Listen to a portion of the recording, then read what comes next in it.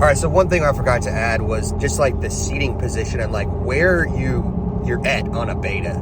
We were just talking about that. I just finished doing the other outro, but like we need to add this in there because it's very pertinent if you're looking at a beta.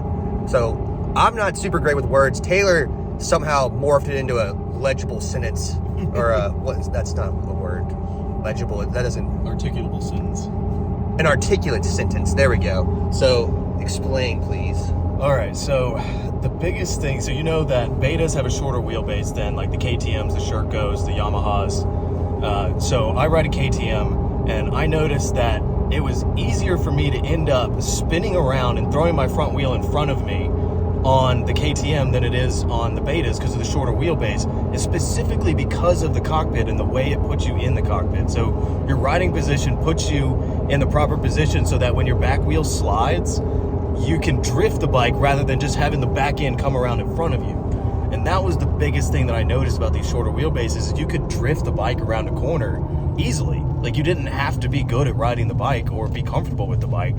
The cockpit forced your body to be in the right position and balance your weight properly so that you could apply the traction where you need it in a drift.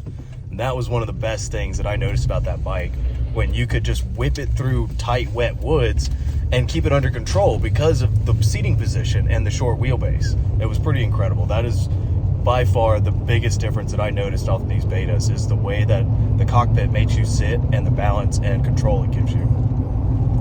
I completely agree. I just didn't know how to put it into good words. So thank you, Taylor. We appreciate that.